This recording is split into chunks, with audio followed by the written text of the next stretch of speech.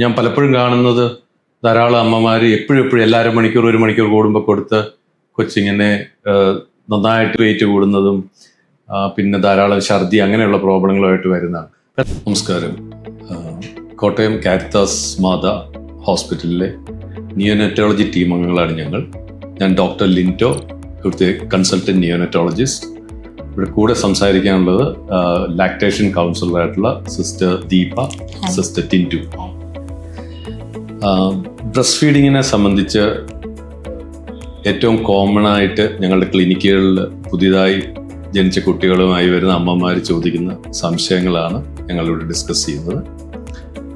ഏറ്റവും കോമൺ ആയിട്ട് ചോദിക്കുന്ന ഒരു ചോദ്യം എനിക്ക് തോന്നുന്നത്, എൻ്റെ കുഞ്ഞിന് ആവശ്യത്തിന് മുലപ്പാൽ കിട്ടുന്നുണ്ടെന്ന് ഞാൻ എങ്ങനെ മനസ്സിലാക്കും എന്നുള്ളതാണ്. സിസ്റ്റർ ദീപയ്ക്ക് അതിനെക്കുറിച്ച് എന്ത് പറയും? ഓക്കെ, നമ്മൾ സാധാരണ എല്ലാ ആദ്യമായിട്ടുണ്ടാകുന്ന അമ്മമാരുടെ ഒരു കൺസേൺ ആണ് അവരുടെ കുഞ്ഞുങ്ങൾക്ക് കിട്ടുന്നുണ്ടോ എന്നുള്ളത്.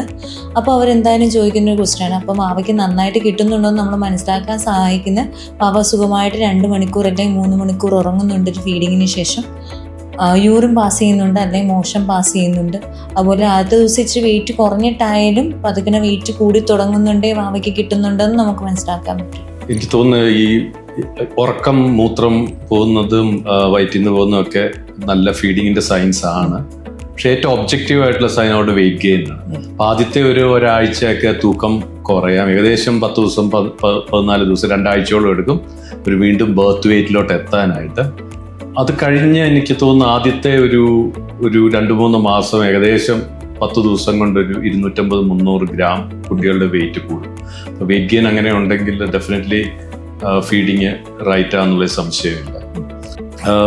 എപ്പോഴാണ് ഈ ഫീഡ് സ്റ്റാർട്ട് ചെയ്യേണ്ടത്? ജനിച്ചു കഴിഞ്ഞ് എപ്പോൾ മുതൽ മുലപ്പാൽ കൊടുത്ത് തുടങ്ങണം? എത്ര നാൾ വരെ കൊടുക്കണം? ഇതിനെക്കുറിച്ച് സിസ്റ്റർ ടിൻറ്റു എന്ത് പറയും? ജനിച്ച ഉടനെ തന്നെ നമുക്ക് ബേബീസിന് ഫീഡിങ് സ്റ്റാർട്ട് ചെയ്യാം. ഒരു 1.5 വർഷം വരെ, 1.5 വയസ്സ് വരെ ഭാവിക്ക് നമുക്ക് ഫീഡ് നമുക്ക് കൊടുക്കാവുന്നതാണ്. അതാണ് അവർക്ക് ഇപ്പോഴും ഏറ്റവും നല്ലത്. എക്സ്ക്ലൂസീവ് ബ്രസ്റ്റ് ഫീഡിംഗ് ആണ് നമ്മൾ 6 മന്ത് വരെ പറയുന്നത്. അതിനുശേഷം നമുക്ക് പതുക്കെ അടുത്ത ഫീഡിലേക്ക് നമുക്ക് ബാക്കി ഫുഡുകളും പതുക്കെ നമുക്ക് കൊടുത്തു തുടങ്ങാം. പക്ഷെ 1.5 വയസ്സ് വരെ നമ്മൾ എങ്ങനെയെങ്കിലും ഭാവിനെ നമ്മൾ ഫീഡ് ചെയ്യിക്കണം. ഞാൻ പലപ്പോഴും കാണുന്നത് ധാരാളം അമ്മമാർ എപ്പോഴും എല്ലാവരും മണിക്കൂർ ഒരു മണിക്കൂർ കൂടുമ്പോൾ കൊടുത്ത് കൊച്ചിങ്ങനെ നന്നായിട്ട് കണ്ടമാൻ ആവശ്യം കൂടുതൽ വെയിറ്റ് കൂടുന്നതും പിന്നെ ധാരാളം ഛർദി അങ്ങനെയുള്ള പ്രോബ്ലങ്ങളുമായിട്ട് വരുന്നതാണ്. എത്ര നേരം കൂടുമ്പോൾ പാല് കൊടുക്കണം ഐഡിയലി? ഓക്കെ, നമ്മൾ പറയും ആദ്യത്തെ 2 ആഴ്ചത്തേക്ക് എന്തായാലും അവന് 2 അല്ലെങ്കിൽ 3 മണിക്കൂർ ഇടപെട്ട് ഫീഡ് ചെയ്യിപ്പിക്കുമ്പോൾ ഒരു 20 അല്ലെങ്കിൽ 30 മിനിറ്റ് വരെ ചെയ്യുക. ആദ്യത്തെ 3 ദിവസം നമുക്ക് വരുന്ന പാല് കൊളസ്ട്രോൾ ആണ്. അപ്പോൾ അതിന് ന്യൂട്രിറ്റീവ് വാല്യൂ മാത്രം കൂടെ ഉള്ളതുകൊണ്ട് നമുക്ക് അറ്റ് എ ടൈം 2 ബ്രസ്റ്റും മാറി ചെയ്യിപ്പിക്കാം. അതിനുശേഷം നമുക്ക് പാലിന് കൊളസ്ട്രോൾ മാറിക്കഴിഞ്ഞ് വരുമ്പോഴത്തേനും ഒരു സൈഡ് തന്നെ ഒരു 20 മിനിറ്റ് വരെ ചെയ്യിപ്പിക്കുവാണെങ്കിൽ വാവയുടെ വയറ് ഫുള്ളായിട്ട് നിറഞ്ഞു. അപ്പം ടിൻറ്റു, അടുത്ത ക്വസ്റ്റ്യൻ വളരെ കോമൺ ആയിട്ട് നമ്മുടെ ക്ലിനിക്കിൽ കാണുന്നത്, എങ്ങനെയാണ് ശരിയായ രീതിയിൽ ബർപ്പ് ചെയ്യേണ്ടത്, ഗ്യാസ് കൊട്ടിക്കളയേണ്ടത്, അതിനെന്തെങ്കിലും പ്രത്യേക ശരിയായ രീതി ഉണ്ടോ എന്നുള്ളത് എന്താണ്? ഭാവിക്ക് ഫീഡ് എടുക്കുന്ന സമയത്ത് അവർ ഒരുപാട് വായി വിഴുങ്ങുന്നുണ്ടെങ്കിലാണ് നമ്മളത് ബാർപ്പിങ്ങിന്റെ സമയത്ത് നമ്മളത് പൊട്ടിക്കളഞ്ഞു കൊടുക്കുന്നത്. അപ്പോൾ ഒരുപാട് എയർ വാവ വിഴുങ്ങിയിട്ടില്ല എങ്കിലും ഒരുപാട് ഗ്യാസ് ഒന്നും പോകാനുണ്ടാവില്ല. അപ്പോൾ വാവയുടെ വയറ് നമ്മളിവിടെ ഷോൾഡർ നന്നായിട്ട് അമങ്ങിയിരിക്കുക.